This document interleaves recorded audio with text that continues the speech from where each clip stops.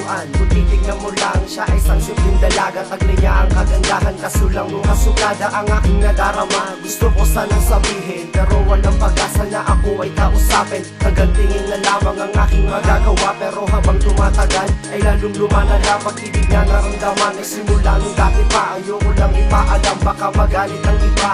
Di man ako katulad ng ibang mga lalaki. Oo, aaminin ko, mahina man ako sa klase, pero ang ginagawa ko di nila kayang tularan ko. Ang aking kahilingan bibigyan ng katuparan. Ang puso mong nabasag habang buhay iingatan. Pag ako na ang humawak, di na yan masusugatan. Dahil ikaw ang pinaka maganda na nangyari sa buhay ko. Ikaw at walang iba, at nag-iisa dito sa puso ko. Ikaw ang pinaka maganda na nangyari sa buhay ko.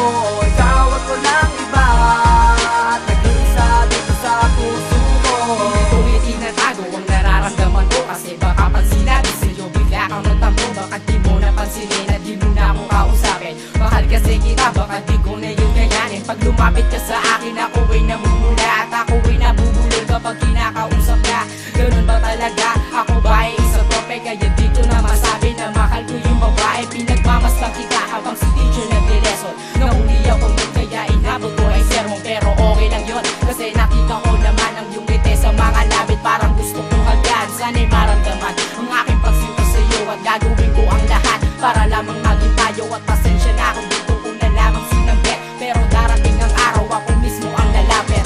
Ikaw ang pinaka maganda na nangyari sa buhay ko. Ikaw at walang iba, at nag-iisa dito sa puso ko.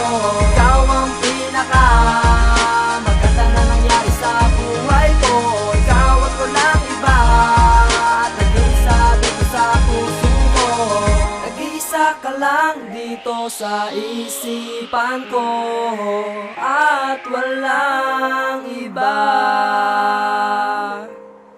Nag-iisa ka lang dito sa isipan ko, at walang iba.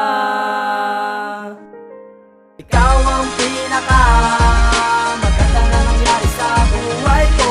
Ikaw at walang iba, at nag-iisa dito sa puso ko. Ikaw ang pinaka maganda na nangyari sa buhay ko. Ikaw at walang iba, at nag-iisa dito sa puso ko.